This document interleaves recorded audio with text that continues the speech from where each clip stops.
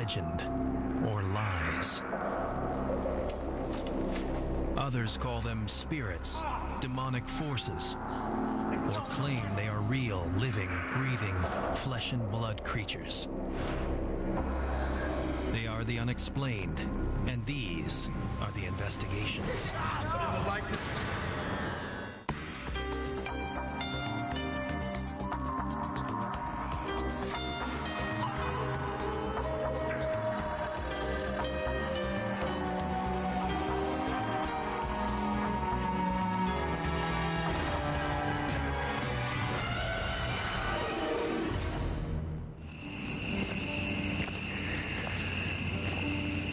Pull back the curtain on everyday life, and you'll find a world that's still mysterious.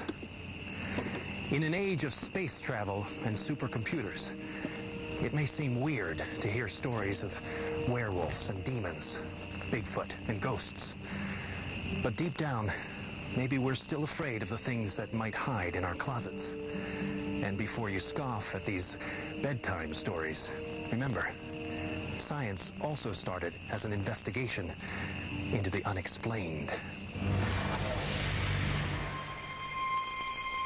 Our first unexplained encounter brings us face to face with a legend shared by numerous cultures around the world.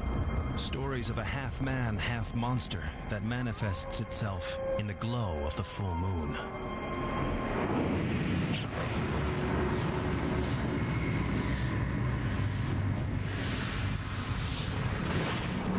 Werewolves have long been the fodder of scary movies, books, and more than a few nightmares. But no one really believes they exist, right? Well, maybe not. Parts of rural southeastern Wisconsin believe that the legend of the werewolf is anything but. They claim it's a living, breathing beast.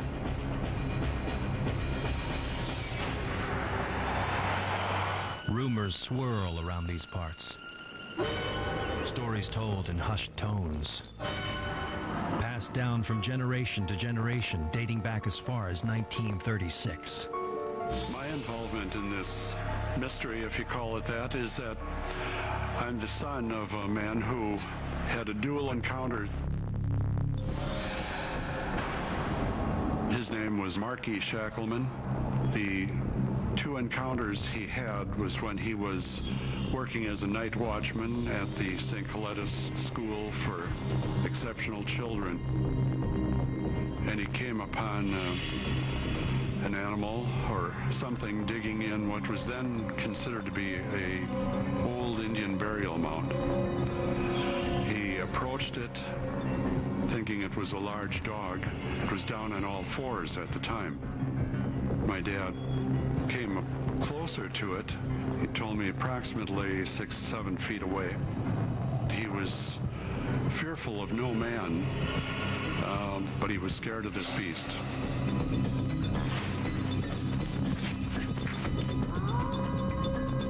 The very next night, Joe Shackleman's father had almost the exact same encounter.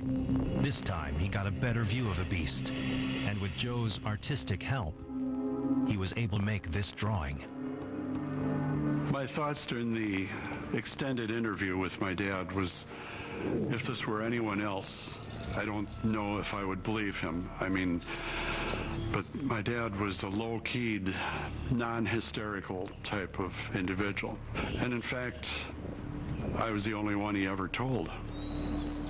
As the decades passed, stories persisted about a canine creature stalking the area. But not much was documented until late 1991, when Linda Godfrey, author and a local reporter for the Week newspaper, was assigned to look into the stories. Well, when I first heard about this, I was very skeptical because a freelance reporter that sometimes did work for the newspaper I worked at called in and said, "Linda, there are rumors that there's a werewolf around Elkhorn." I laughed out loud. The first story that came to my attention actually happened in 1989. And it was a woman driving home alone at night who saw this thing kneeling by the side of the road, holding roadkill as if it had been eating it. And it had a dog-like head, but a very human-like body and long, furry, dark hair.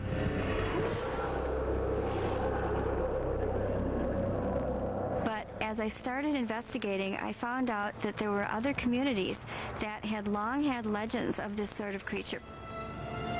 The territory the beast is believed to stalk is Wisconsin's Kettle Moraine State Park region, which was formed by glaciers thousands of years ago. The pockets of remote lakes and streams surrounded by hilly, dense forests is thought to be, perhaps, an ideal breeding ground for an unknown species. Right now, we're standing about 8 miles north of Elkhorn, Wisconsin, in the heart of the Kettle Moraine State Forest, which is prime werewolf or dogman territory.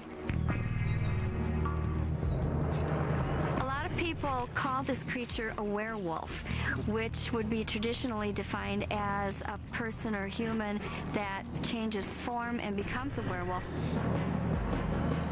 I think maybe something like dogman or large hairy creature is a more accurate way to say it. But the most compelling thing that almost everyone says is that this creature looks them in the eye and has this very fierce and aggressive stare that seems to frighten people deeply.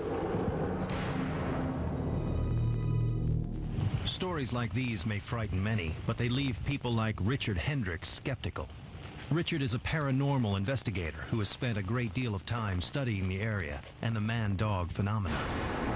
I got involved because it's a long-term personal interest of mine. I also know several people that have had weird experiences, and, people reliable, people I trust. And so I started asking, questioning, well, why are they having this experience? Does that mean something's out there, or is there some other source that could be causing it? Over the years, there's been a number of sightings. Of course, we also have to look at when they've seen the creature as well. A lot of people have seen it at night. They're driving down the road. They catch a glimpse of something in the headlight of the car, and they just have a few moments impression of it, and they kind of fill in the blanks. While there have been many eyewitnesses, Richard has yet to find any hard evidence. Well, there's a lot of theories about what it could be, but that doesn't prove anything. I don't know what the sightings are. I try to keep an open mind about it, unless I really see it myself. We have some good photographic evidence or a body or something like that. I believe that people had experiences, but what those experiences are, I don't know.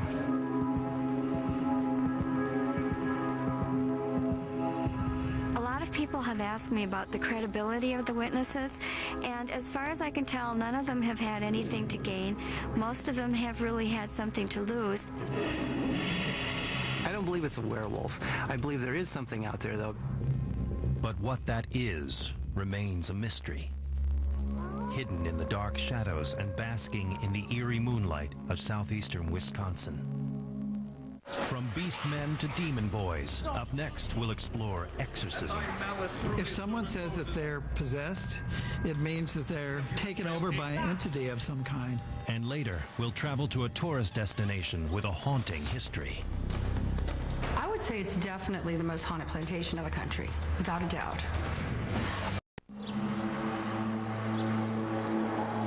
Our investigations of the unexplained continue with one of the darkest, most chilling, and inexplicable of phenomena: possession. If someone says that they're possessed, it means that they're taken over by an entity of some kind. Before wretched man, not in the condition of human frailty. You'll have individuals feeling that they're taken over by spirits. Then to God. Some claim that those possessed are actually crazed or merely con artists. But one famous case that occurred in Maryland cannot be so simply categorized. The real story behind The Exorcist.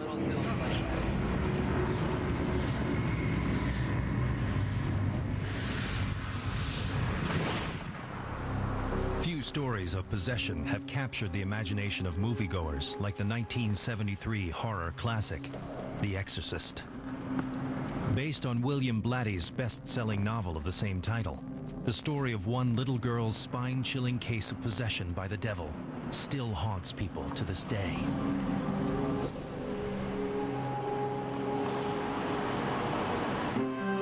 story was set in the suburbs of Washington, D.C., and one of its most famous scenes occurred here.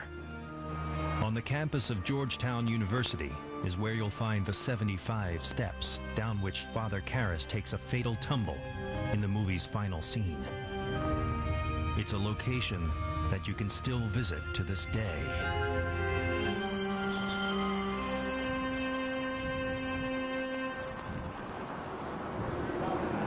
But what is most terrifying about The Exorcist is that it is based on a true story. It all starts in January of '49 when a boy, Robbie, and his grandmother are alone in a house in Mount Rainier, Maryland. And they start to hear scratchings in the walls.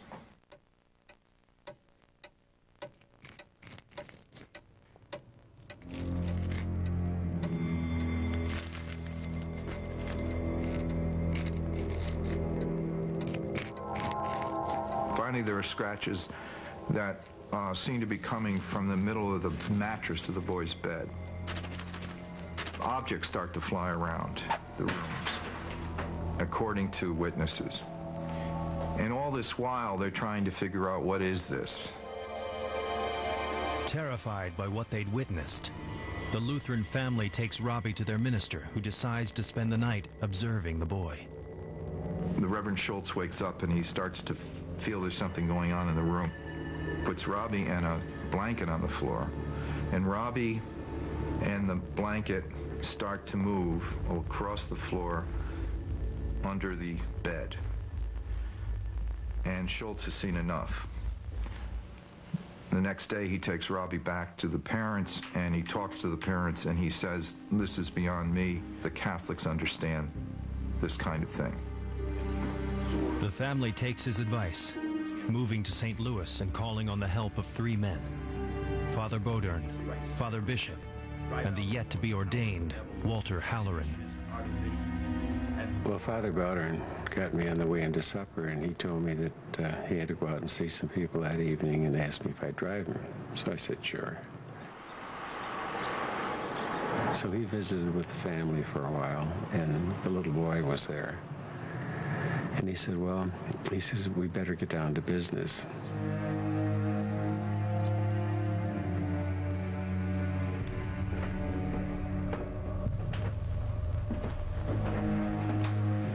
Well, now we'll start with some prayers. The Lord be with you. So he starts with the prayers of exorcism.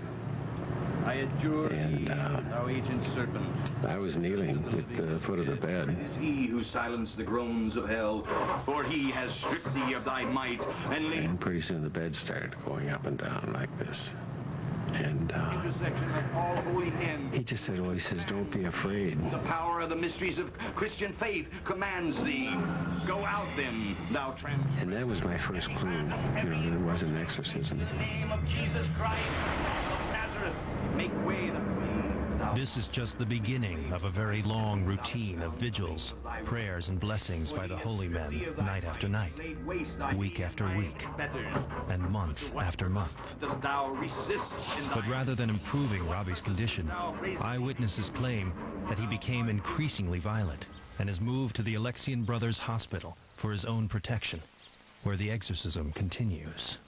And then it's Easter Monday.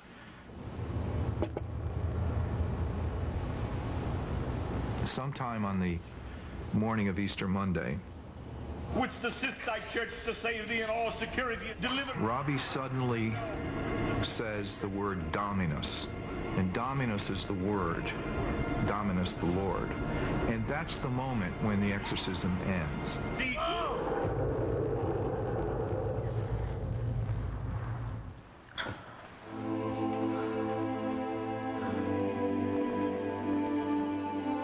When Robbie explains about this later, he said he had a vision of an angel in armor with a flaming sword fighting off demons.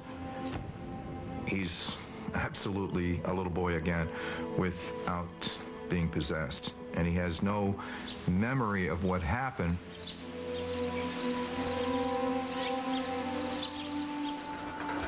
While the existence of possession is still a hot-button topic, so are the dark events surrounding the filming of the Exorcist movie. It was here, at the base of the soon-to-be famous steps, that the film crew arrived, already spooked by a fire on the studio set and injuries to a number of the actors. So when it came time to film the dangerous stunt scene of Father Karras' stairwell fall, the crew took no chances. Yes, clearly the people were concerned about some of the irregularities that happened, and I remember they asked me if I would give the actors and actresses and the set, etc., a blessing. So I said, all right. So I went out there and sprinkled everybody with holy waters. So I don't know if that helped. It may have. The final stunt went off without a hitch. It really was quite a tumble that the man took. I think they showed it in the movie for about 3 or 4 seconds.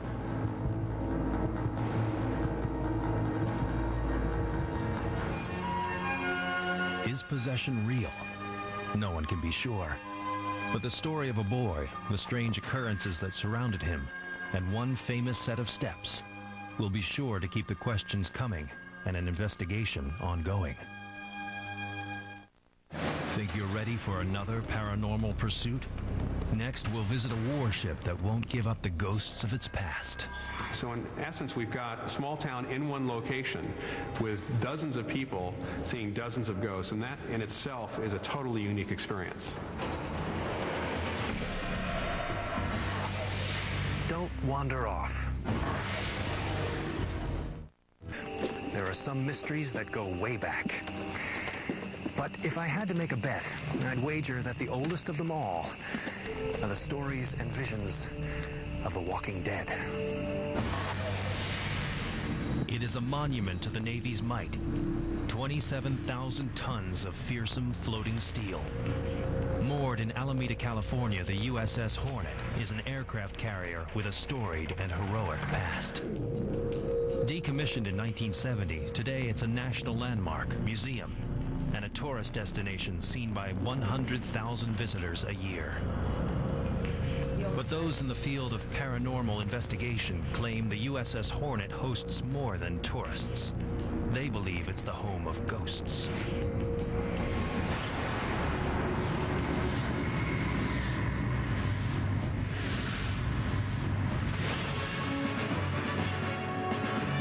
The first ship named Hornet was launched in 1775. By 1942, the seventh ship to bear the name went by the code name Shangri-La and was in the thick of the action in the famous Doolittle raids over Tokyo. After fighting valiantly in the Battle of Midway, this Hornet was overwhelmed in the Battle of Santa Cruz and had to be sunk. Then, on August 30th, 1943, the Navy launched the 8th and final USS Hornet. This aircraft carrier destroyed more than 1,400 Japanese aircraft, sank 1.2 million tons of enemy shipping, and supported virtually every Pacific amphibious landing for the next quarter of a century.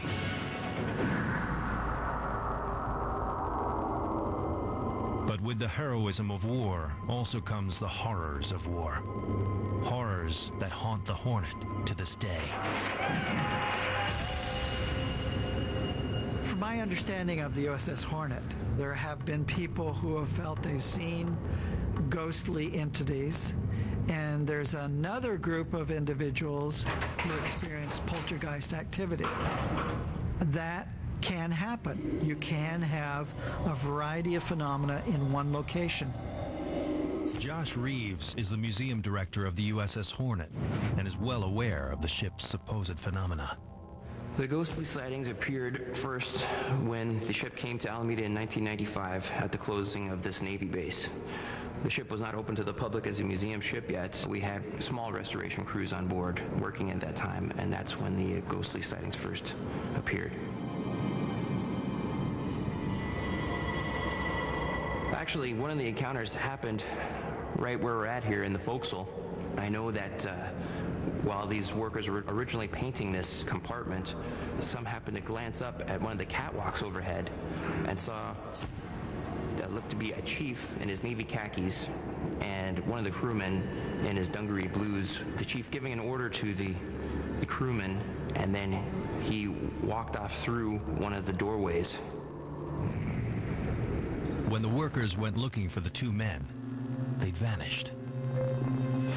More than 300 similar claims of ghost sightings have been reported since the Hornet came to rest in Alameda.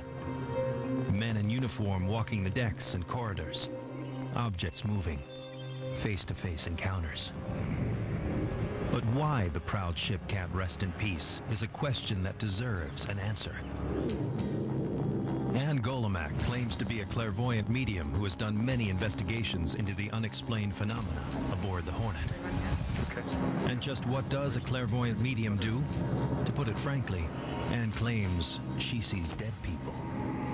I may see them very clearly, and I will then ask them what they need, or if they have a story to tell, or if they need help, because sometimes they need help. But often they're here to help us, as they are in the USS Hornet. When I board the ship, there is a strong sense of activity. There are men moving around the ship, acting in the way they would when they were here. I've seen men working on the ship. I've heard machinery running. I've heard the men running during an attack. The shouting, the noise, the panic sometimes, I think, that the fear that comes through, although it seems very controlled because they're following orders. They're so well trained. But the energy of it is very powerful. Joining Anne today is Lloyd Auerbach, a well-known paranormal investigator. Lloyd focuses his research by attempting to apply a degree of science to the world of spirits. There is nothing designed today to detect ghosts or poltergeist phenomena or anything else, because we don't have anything in our science that allows us to do that, for sure. But what we have found is that technology often detects anomalies or unusual events in the environment that correlate to the witness testimony. Yeah, nothing. Oh. Lloyd uses a magnetometer to measure fluctuations in magnetic fields. While there is no scientific corroboration to support Lloyd's use of this technology, these changes in energy frequently correspond to Anne's sightings. Both Anne and Lloyd have visited the Hornet several times because it's a rarity, even in the world of unexplained phenomena. A lot of times we talk about hot spots in locations, and to us a hot spot is any location or any spot where there have been more than one sighting of the same or similar apparitions. In the case of the Hornet, we have at least 25 sites. I don't think I can even count how many spirits that I have encountered on the ship. As I walked through today, even in this forecastle area, there are several watching what we're doing here, giving me little hints of their presence. There's been at least 300 or 400 encounters that have been reported.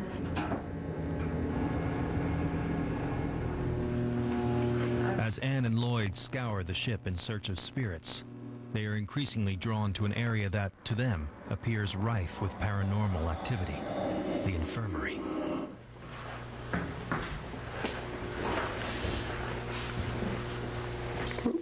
Here you get two people.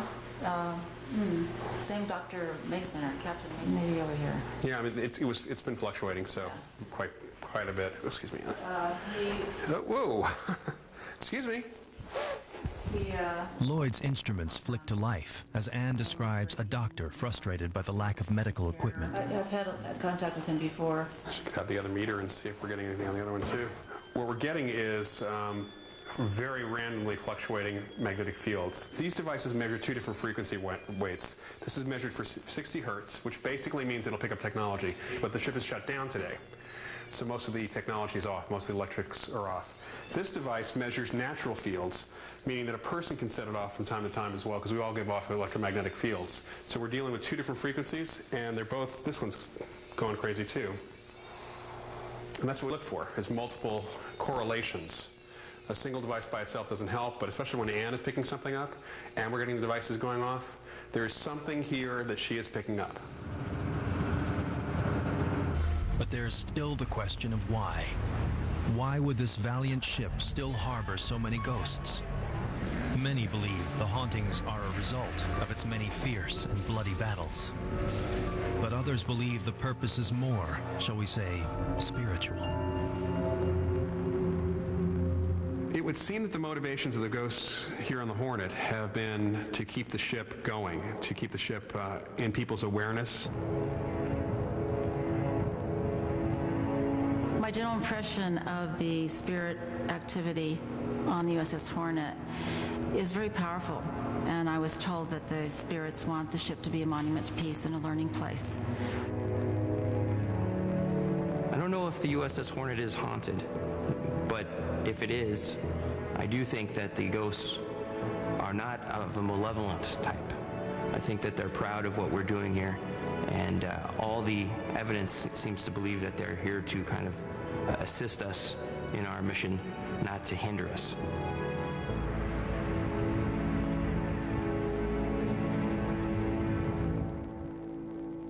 But not every ghost is so civic-minded. We travel next to Louisiana for a chilling look at an old plantation. I feel like somebody's watching us from in there. Don't go away. There may be something at the Myrtles plantation that doesn't want history to die, and has turned this building into perhaps the most haunted house in America.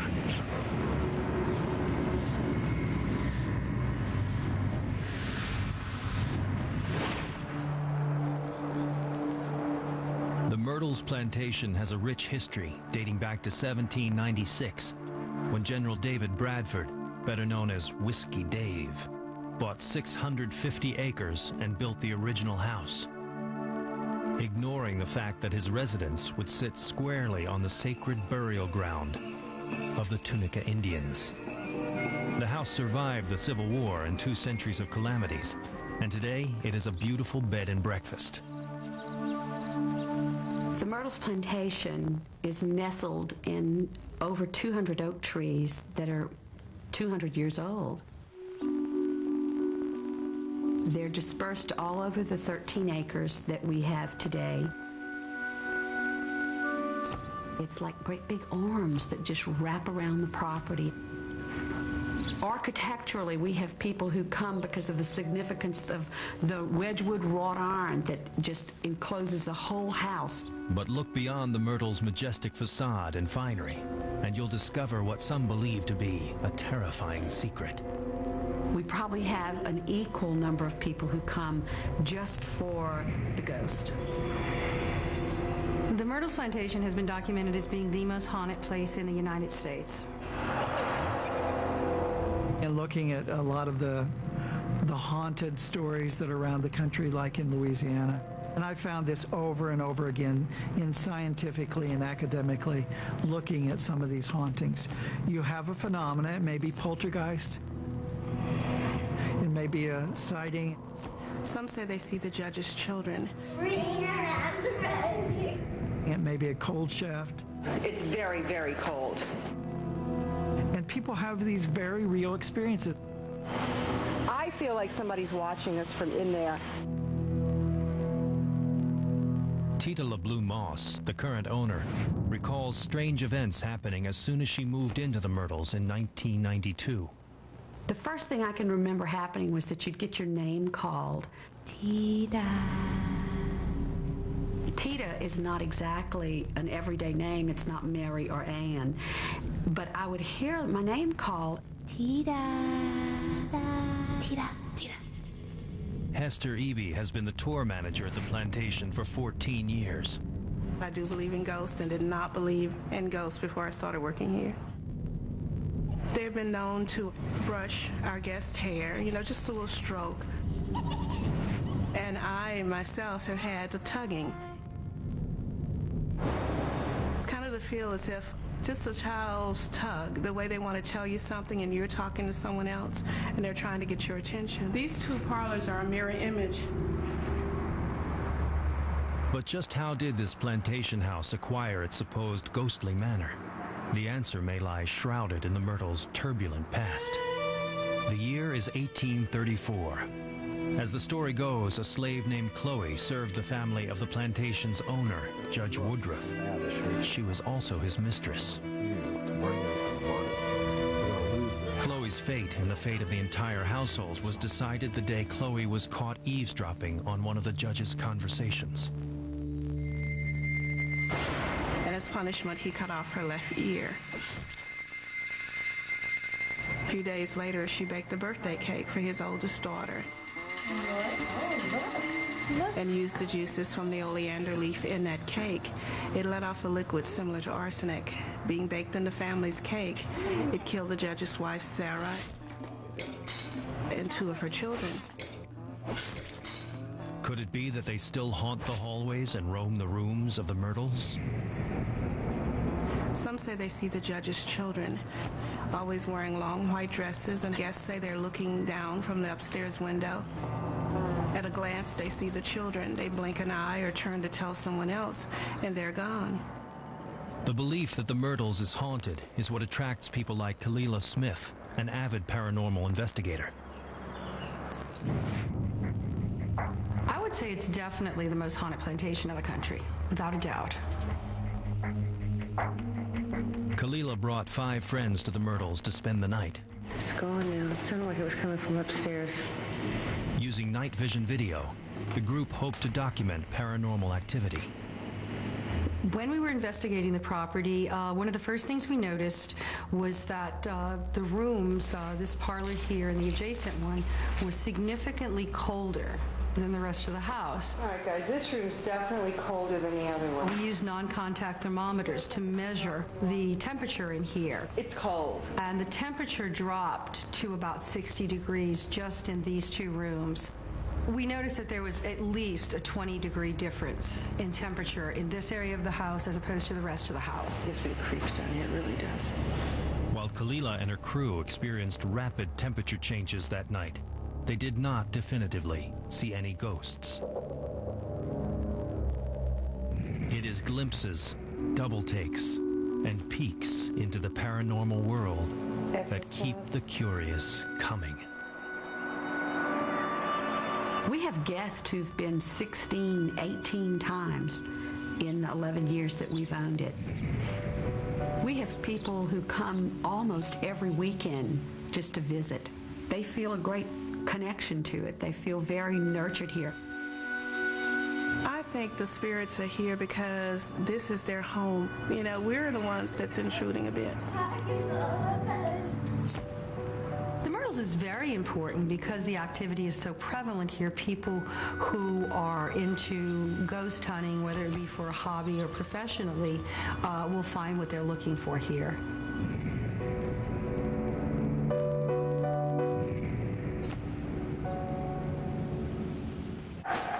Coming up, we go in search of the Sasquatch. Typical characteristics are they're massive, slim-waisted, big chest, hairy all over, very heavy brow ridge. Next up, the Unexplained.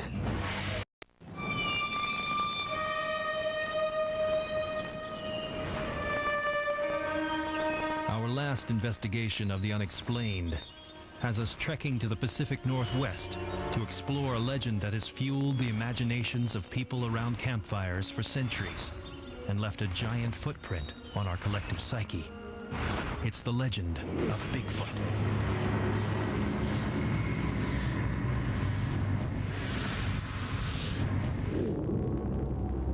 From Native American warriors to modern-day farmers, stories persist of a giant ape-like creature stalking the Pacific Northwest.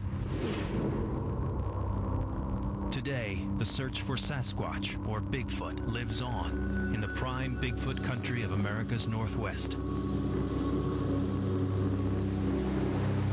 Areas like Oregon's densely forested mountain region, the Molalla River Recreation Corridor, are a favorite of hikers, mountain bikers, and tourists out for a scenic drive. And also, some believe, the home of Bigfoot. Most people talk about Bigfoot country as Northern California, up through Oregon, Washington State, into lower British Columbia. This is a creature between 6 and 8.5 feet tall. It's bipedal. In other words, it's upright, hairy, human-like. What most people don't realize is that descriptions like these are based on a surprising amount of alleged physical evidence. Bigfoot is an interesting creature that many of us, like myself, believe is an early man type. Typical characteristics are they're massive, slim-waisted, big chest, hairy all over, very heavy brow ridge.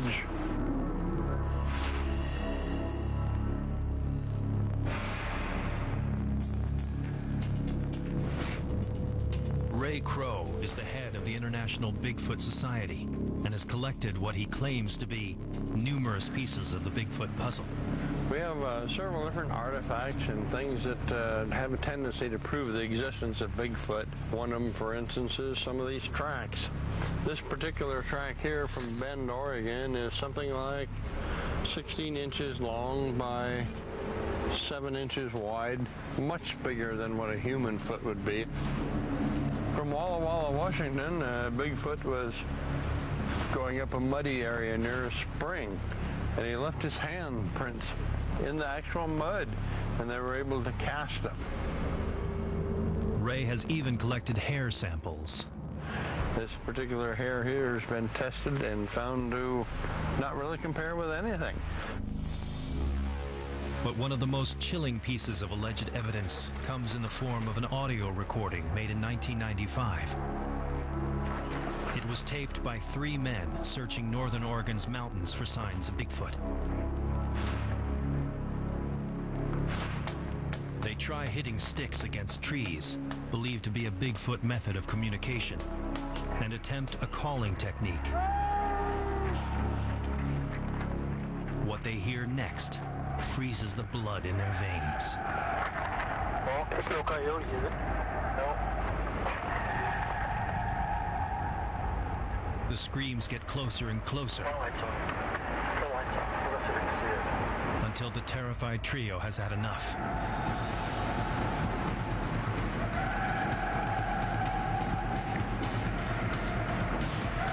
They sprint for the car and flee the scene.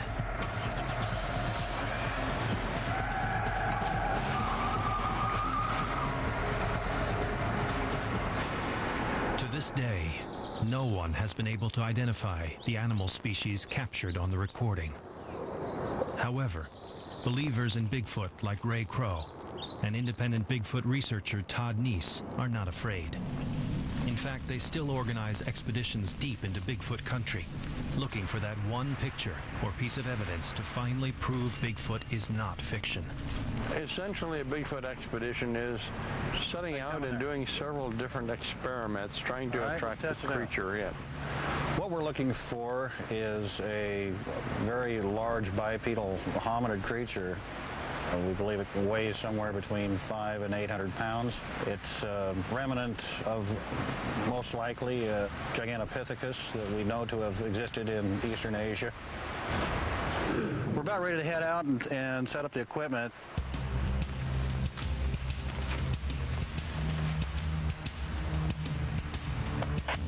Robert, this is Todd. Do you copy? This is Robert, copy. Have you identified a good location for the sensors? Copy, we're ready to go over here. All right, we'll come to your location then. There's a number of techniques used. I mean, we basically put out sensors, such as seismic ground sensors we have, that pick up footfalls.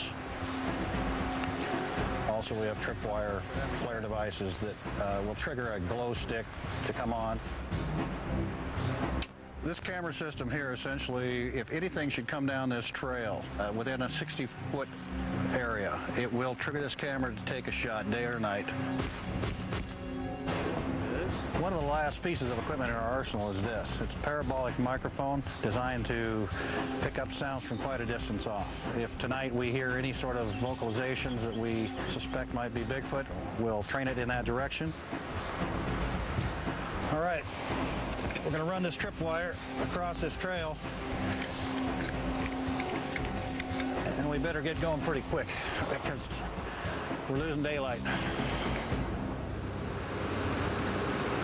Hopes are high as night falls in the forest, and the team hunkers down and waits.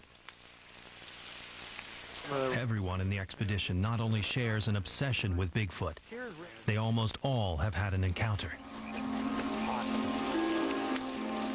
As the fireside stories unfold, the night wanes and ends uneventfully. The next morning, Todd heads out to collect the traps and finds something unexpected. During the night, something may have been here, stalking the campsite, silently watching. What tracks might have been down here have been washed out by the rain we had last night. Looks like there may have been something around here, but nothing definitive.